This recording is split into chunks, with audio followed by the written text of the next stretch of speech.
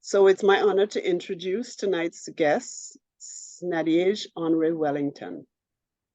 I met Nadege virtually about 2 years ago when a friend invited me to join the Widows Association of Trinidad and Tobago. She facilitated most of the sessions, and I thought she did a great job in disseminating very useful information about managing our lives after losing our spouses. She's a counseling psychologist, a mom, a coach, and the owner of Thriving Life Therapy Practice. She's passionate about helping adults and teens take control of their mental health and to build their resilience and live purposeful, thriving lives. For the past 12 years, she has supported women, teens, and families by providing guidance, counseling, psychoeducation, and mentoring through schools, community groups, and also in her private practice. She also provides support and guidance to the widows and widowers through the Widows Association of Trinidad and Tobago. And she welcomes any opportunity to support and support and educate others to take care of their mental health. She's a graduate of the Siena College in Albany, New York, where she attained her BA in psychology as a scholarship athlete. She then completed her master's in counseling at the University of the Southern Caribbean with an emphasis in marriage and family. Her experience as a therapist, a collegiate athlete, mentor, wife, a mom, and friend have taught her that people are strong and resilient, and if given the right support, they can chart their own destinies. Caring for herself includes feeding her soul, enjoying a good curry meal, exercising, and staying connected with her loved ones. Please welcome Nadege. As she speaks tonight, please take note of any questions or thoughts that come up, and we will give you a chance to share at the end or ask these questions at the end of the presentation. So let's welcome tonight Nadege Henri Wellington, and I hope I pronounced your name correctly. Absolutely, perfectly. Thank you, Judy. Thank you so much for that warm welcome. Thank you for the opportunity just to share this space with everyone who's here tonight or today. I'm not sure what we'll get to that, but I just appreciate the opportunity. So thank you for that introduction. Welcome. Right, as it was mentioned and placed in the chat, today we're gonna chat a little bit about healing together, coping with grief during holidays and special occasions. I'm hoping that I will share some strategies, some tips, and I'm also hoping that, the persons who are here will also share so that we can share and learn from each other and be encouraged. As Judy mentioned, approaching holidays and special occasions such as Christmas and New Year's, even birthdays, anniversaries, it could be a very difficult time for persons who have lost loved ones.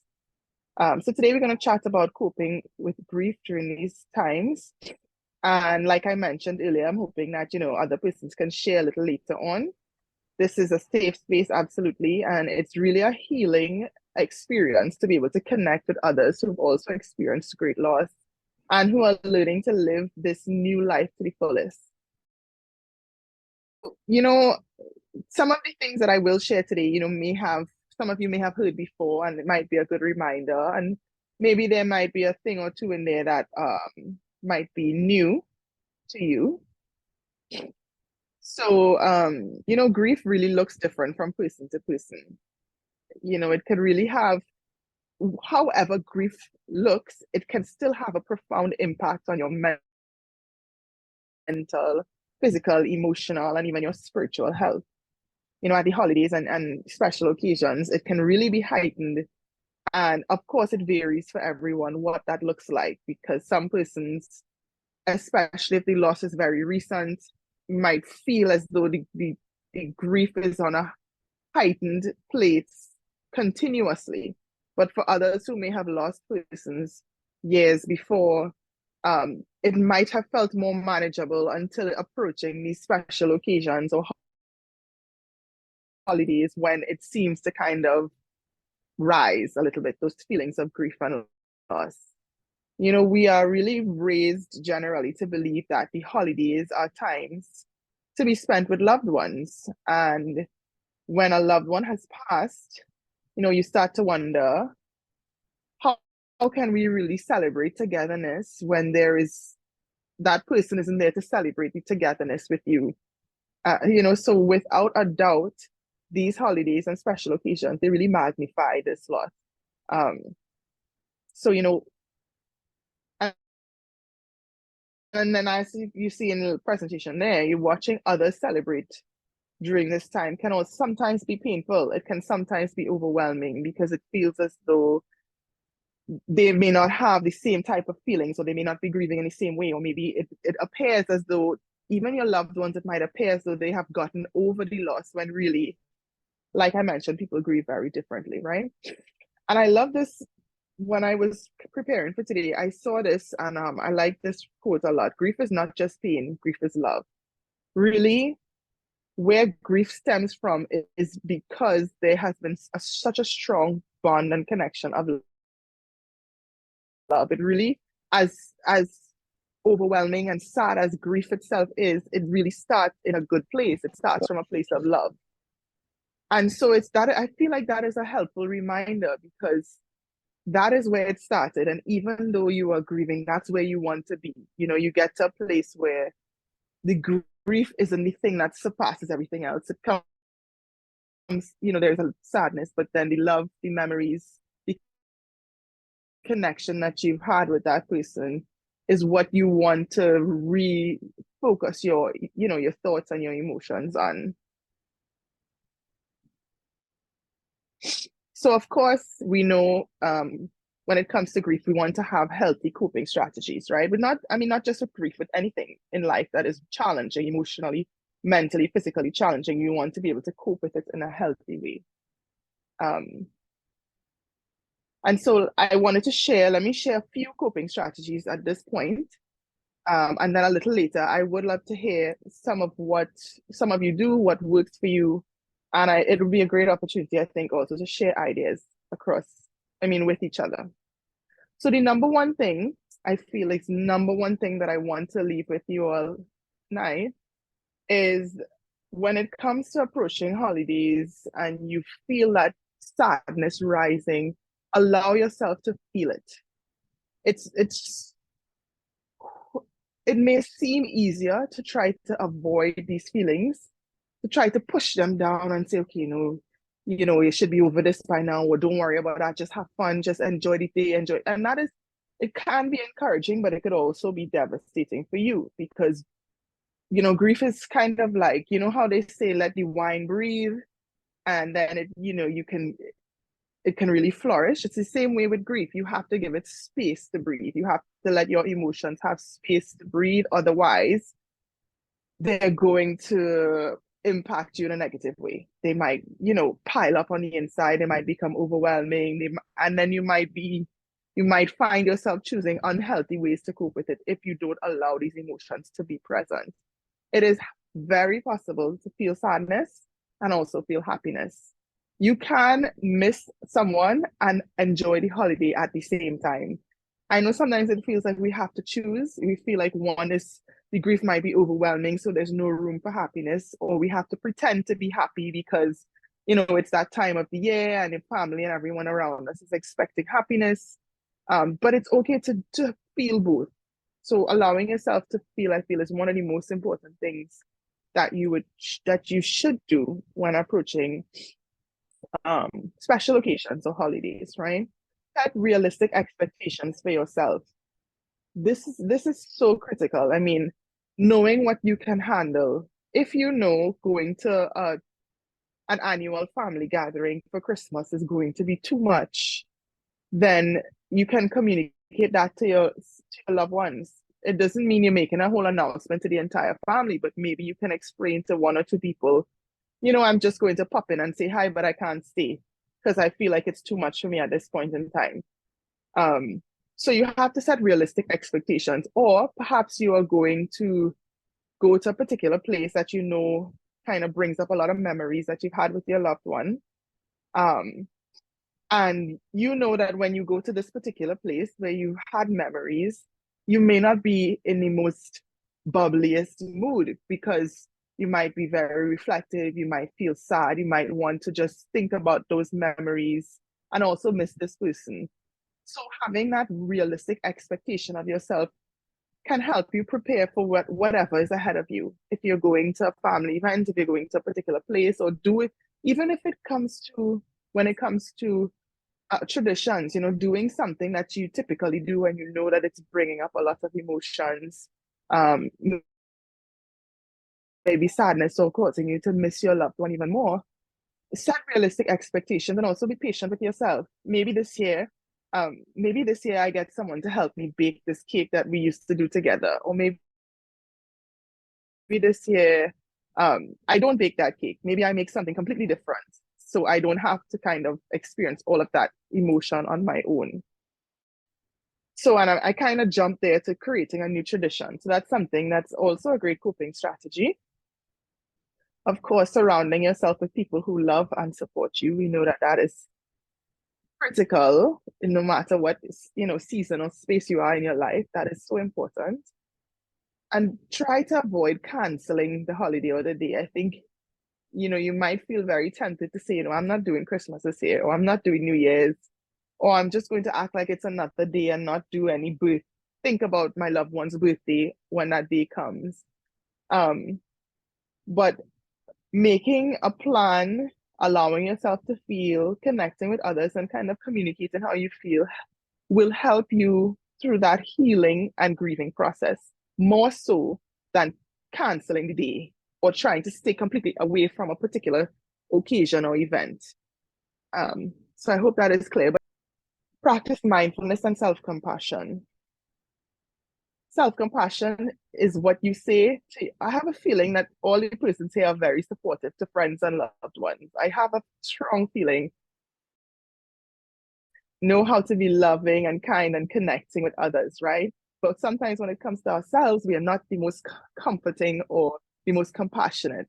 And so, especially when it comes to grieving and approaching these holidays, be patient with yourself. It's okay to feel, if you don't feel up to something, you practice self-compassion by almost comforting yourself, like, it's okay. It's all right. It'll be okay. Take this time for yourself. I understand how you feel. It might sound strange talking to yourself, but it's how you show compassion for others, and you want to be able to do that for yourself. And especially at this time, you need as much support as you can get, and so you can also be part of your own support, right? Draw comfort from doing for others. Serving others actually brings us peace, brings us joy, and even brings some relief. You serve others, you feel a sense of purpose, you are able to shift your view from just what you are experiencing now to what other people might be experiencing, and that actually helps us to cope with challenging times. Engage in self-care, and of course, take care of your physical health by getting enough sleep and exercise. Sleep and a lack of sleep is significantly correlated with mental health, depression, anxiety, and even grief. We need sleep for our minds to be able to process. We need rest for us to be able to manage our emotions. We need to have rested minds and bodies for us to face the next day, to have difficult conversations, to express to our loved ones how we feel. All of these things require rest. And so rest and sleep is essential. Exercise helps to elevate our mood. Even as was mentioned, going in nature, you go for a walk in nature, you go for a walk outside. These things are really, really good, healthy coping strategies. So supporting each other and connecting with others is also really key to managing these overwhelming emotions as you approach these special occasions, right? And I mentioned practicing self-compassion, talking to others about our feelings, sometimes it's just really great to have at least one person who is close to you, whether it's in your church or in your community, in your family, or a close friend, who you can share, your feelings with. We really were not meant to do this life alone. We were created to connect and support one another. And so it's good to be able to have that space and that type of relationship with someone where you can share those feelings. I could imagine, apart from grief, that approaching special occasions and holidays, there might be some fear or concerns because sometimes persons may wonder how they will cope, how they might feel, how they might be affected. So, we have coping strategies, but of course, self-care is a critical one. Self-care is really a crucial part of the healing process. It helps ease the suffering of the mind, body, and spirit. It's a way for us to self-soothe. Self-care is a way for us to just kind of go through the healing process in a way that actually demonstrates self-compassion, but we're doing it through self-care, right? So I wanted to share a little bit. And of course, I know when we're grieving and those feelings are very overwhelming, self-care may not be at the forefront, right? But at some point, we realize, okay, we need to get up, I need to bathe, I need to eat, because not only do you need to take care of yourself, but I am sure you have loved ones, family members who care and want you, you want you to be well. And so self-care is really, really an important step. So I wanted to share, I don't know if you all can see this clearly, but when we hear self-care, it can mean so many different things to different people. I think it's so helpful to be able to identify where we need self-care. What type of self-care do I need? So for some people, that might look like going out to nature. For other people, it might be going to the spa, the hairdresser, or to go to some social event. But really what you're doing is feeding a different need or area of self-care, right? So we have the physical self-care, which all of these are critical. But what is good is when we can identify which are the areas that we need more self-care in, that might be a little bit lacking a little bit, that we can put a little bit of energy and attention into. So we know physical, taking care of our bodies. Some examples, they going for a walk, doing yoga, stretches, even eating well, healthy meals. All of these things help us to nourish and take care of our bodies. Psychological self-care, that's dealing with the mental, the things that are on your mind. So you can write it down in a journal. You could join a community or group just like this one. That's part of psychological self-care. You can even track your mood. Maybe you realize a certain time of day, a certain time of year, your mood changes and you realize, okay, this is because a particular day is coming up, or because you wake up in the morning and there was a routine that you had with your loved one that you no longer have. And so mornings are harder than afternoons or harder than nights, so it's important to kind of take note of how you feel. Becomes overwhelming or just pronounced. It's so important, I think, to acknowledge it and identify, okay, what is this that I'm feeling and why am I feeling this way? That's really huge when it comes to self-care. Emotional self-care, so that's positive affirmations, doing the things that make you feel good, and gratitude, which is one of what we did a little bit of earlier. Spiritual, meditating, spending time in nature. Prayer is not there, but prayer for sure could be one. Forgiving yourself, that's something that if necessary can help and be a way to show self-care spiritually. Personal self-care, so that's listening to music, looking at your short-term and long-term goals. There was one information session that I did once with the Widows Association, and one of the widows shared, that she went on to do a degree or some sort of study, and it was really an accomplishment to be able to do that after you've lost, someone so close to you. But it's a form of self-care, right? It's a way to live a fulfilling, purposeful life, even in the midst of grief. And so that, personal self-care can look like going after goals, doing things that you may have not done over the years that you kind of put on the back burner. Maybe you have hobbies or passions that you just kind of haven't been giving much time or energy to. Doing those things also is a form of self-care. And then there's professional. So that's kind of fits there too. So if you want to advance yourself professionally, doing a course or certificate, reading a new book. Yes, well, I don't know why recording your wins is on there, but I guess recording your wins is beneficial in any category, right? That's giving yourself credit for the things that you're doing well. When I have therapy sessions, quite often I will ask clients, what's going well? What are you doing well? Because we tend to not pay much attention to that. If you've recently lost someone and you got up and you took a shower and you ate, you nourished your body and you connected with a loved one, you did a lot of things well, right? So it's so important to give yourself credit, acknowledge, okay, I did this, I can do this. And when you acknowledge these small wins, they become bigger and bigger until you feel, okay, I could do this, right? I can make it through this difficult time. Because and it's also a way of showing self-compassion, supporting yourself in that way too. So honoring memories is also really helpful when it comes to approaching holidays and special occasions. And these are some, I listed here, some ways that you can honor the memory of your loved one. And these are ways that you can include this honoring of memories in the date itself, just on the special occasion itself, right? So you can pray about them before dinner.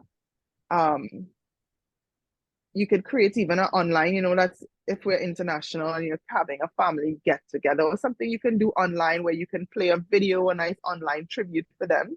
And this doesn't have to be within the same year. This could be any year, after the loss. You can share a favorite story about your loved one or have everyone share something funny, a funny story or happy memory. Do something you love to do together, something that you used to do together and you love, you can do it. You can have someone do it with you or you can do it by yourself if you so desire. You can donate time or money in their name. Thank you, Johanna. Honoring memories allows you to speak freely to friends about the loved one. Absolutely. It can definitely create a safe space where you feel like, okay, we're doing this to honor this person's memory. It's not just about talking about how I feel. And I think people can be a little bit more comfortable with that. So thank you so much for that comment. Yes, so this is something that can be initiated, have a conversation and we can do this. I think there is I feel as though sometimes you expect that maybe we shouldn't say anything about this person, they're not here, and you don't want to make people sad, or you don't want to cause any sort of bring up any feelings of sadness for other people. But really, the honoring memories is helpful not just for you, but also for family members. It's a great way for persons to honor that loved one together. You don't have to worry about the awkwardness when you are honoring someone's memories. You don't have to worry about making someone else feel uncomfortable or you yourself feel uncomfortable, because we're doing something fun or appreciative or together, right? To honor loved ones' memories. The grief during the holidays and at special occasions we know can be incredibly difficult. And just to recap some of the things that was shared earlier, allow yourself to feel. It's okay to feel sad sometimes, feel happy sometimes. Both feelings can exist in the same space and same time. So that's, allow yourself to feel. Don't push the feeling down or even bear it alone. Share, seek support, and connect with loved ones who are available to support. Have healthy coping strategies. We talked about a few different ways that we can do that. And engage in support and connection, because surrounded by loved ones is really helpful.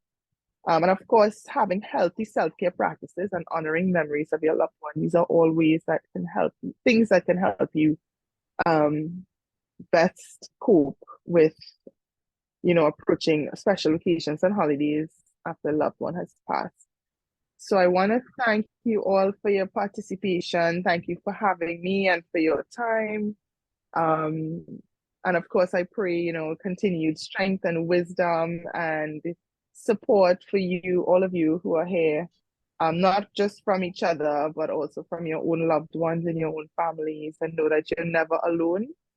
There is always someone who's there, God, of course, but then there are also people who are there to help you and support you no matter what you're feeling. And just a reminder about being self-compassionate. Go easy on yourself. There's, don't be too hard on yourselves. Give yourself space to feel what you feel, and love yourself through it all.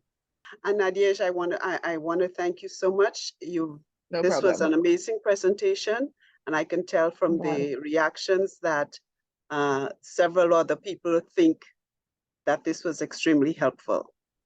I'm glad. So I just bless you, and we will chat. Yes, okay, no problem. Thank you so much, Judy. Thank you, everyone. Have a blessed night. And thank you, everyone. Yes, thank you, everyone, for coming, and may God bless you all, and have a good night.